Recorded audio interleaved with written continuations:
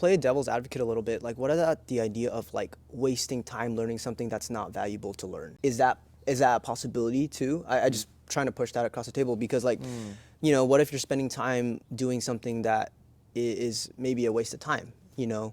And so I'm just curious, like how do you view that as someone who always is consistently viewing things as like win and learn as Yeah. opposed to win and loss?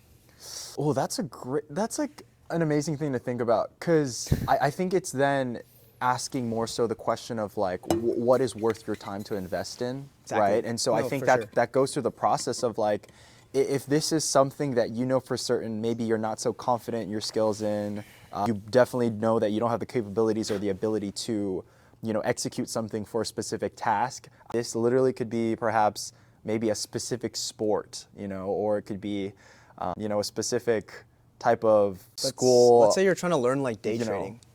How do you approach that in terms of like is it something that's worthwhile learning, or do you think it's just like not, you know? But I also can see that, and this is where my perspective comes in. Is like, even if you fail from that, you learn so much what not to do for the next time.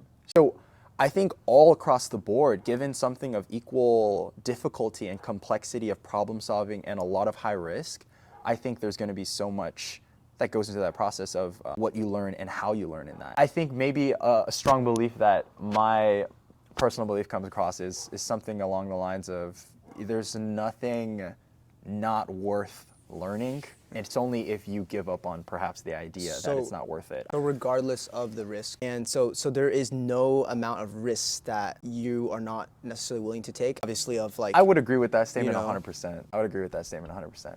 That's a bold claim.